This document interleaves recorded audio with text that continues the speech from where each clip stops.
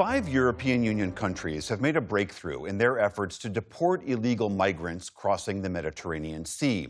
Uganda in East Africa has agreed to accept them, although the deal has yet to be signed. And now, 11 years into the migration crisis there, Greece is trying to stop boats crossing from North Africa to the Greek island of Crete. From Athens, special correspondent Malcolm Brabant reports. Accompanied by stirring soundtracks, videos of young men crossing the Mediterranean from Libya to Crete are inundating social media. Most don't mention the perils of the 200-mile-long journey, which has claimed an estimated 250 lives this year.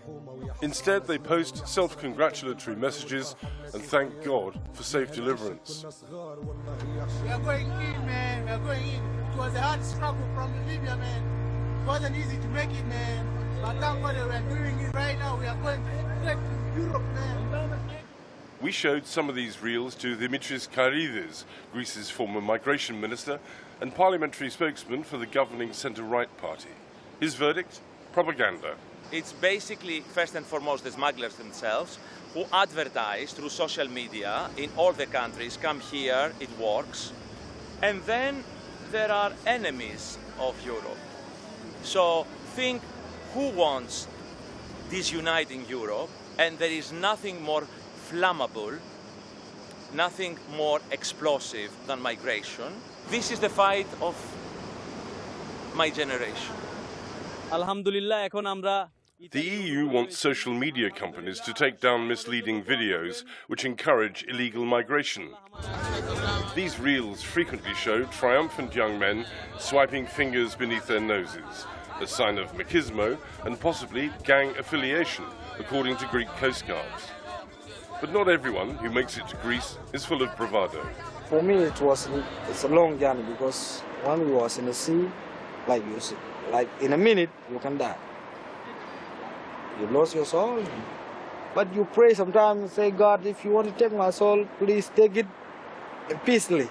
Sam Mosha was granted political asylum in Greece after escaping civil strife in South Sudan. And now he works in an Athenian hotel. There's a lot of war there.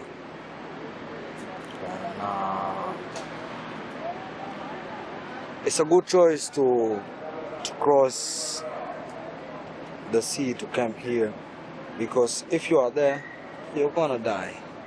11 years after Europe's migration crisis began, the boats are still coming, albeit in smaller numbers. The EU has yet to come up with a suitable deterrent to keep the boats at bay. But Greece believes that it can succeed by sending illegal migrants back to third countries, into camps where asylum claims can be processed. According to officials here in Athens, Greece, Germany, Austria, Denmark and the Netherlands have persuaded Uganda to accept deportees. If a final deal is signed, the first irregular migrants could be sent to East Africa next year. Proclaiming their Muslim faith en route to Crete, these men mostly appear to be South Asian from countries like Pakistan and Bangladesh. As far as the Greek government is concerned, they are economic migrants and prime candidates for deportation. The operating word here is returns. Returns, returns, returns. We are anti-illegal, and there is nothing more destructive, politically destructive, than the spectacle of a boat coming to a Greek beach. The picture of a boat is totally destabilizing and disorienting for Greek citizens, European citizens. What we see in practice is practically that the safeguards of the asylum process are increasingly demolished. Spiros Economou is spokesman for the Greek Refugee Council, and he accuses the Athens government of copying America's example. I would say that President Trump's policies have been probably an inspiration for various governments, including the European Union. When you have people being beaten at the borders, stripped of their belongings, and pushed back illegally to other countries, I wouldn't say this is a suitable policy. For starters, it's not respectful of fundamental rights, it's not respectful of the rule of law, and I don't think it's respectful of European values. Pushbacks are where migrants are forced back across international borders before they can apply for asylum. Almost all the alleged incidents have taken place in the Aegean Sea, where Greek islands nestle against the Turkish coast. This silent video, posted on July the 6th on the Turkish Coast Guard's pushback webpage, purportedly shows 8 would-be asylum seekers floating in the Aegean Sea in a life raft without an engine.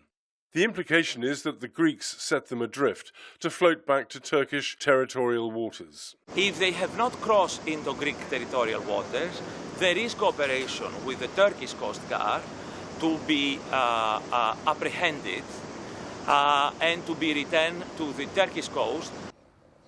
But Spiros Economou says the Greek government's action undermines the nation's reputation as a rule-based democracy. No one says that borders should not be controlled. No one says that people that do not have a right to asylum should not be returned. But all of this should be done based on our legal culture and the legal framework that is in place, not based on policies that try to flagrantly violate these obligations and rights. While Greece's government acknowledges its hostility towards irregular migrants, it accepts the need for legal immigration.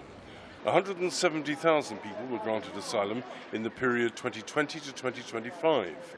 The Greeks approved the asylum request of Aisha Kamara from Sierra Leone and the mother of 2-year-old Christian. She now finds herself homeless. They forced me on early marriage because I refused on that one, that early marriage. They suppressed me and my stepdad raped me.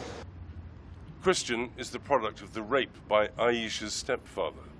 Greece has treated me fine because I came, they give me documents. So they offer me documents, I really appreciate that one. They treat me well just because of this situation, and I know this is just the beginning. As time goes on, I know things will be much better because I just from the camp now. I don't expect everything will go easy like this, but really I want to stay in Greece. For me, I'm staying in Greece. I'm happy in Greece here, but if I got a chance to go back to home and try to motivate the family and people that are doing a work there, it will be better. But any place I got a peace in it, I'm there. Bismillah ar-Rahman ar-Rahim. Greece may be convinced that large-scale deportations will dissuade would-be migrants from setting sail. But the history of the migration crisis shows that if one route is blocked, another opens up. Such is the determination of the poor, the disadvantaged, and the persecuted. For the PBS News Hour, I'm Malcolm Brabant in Athens.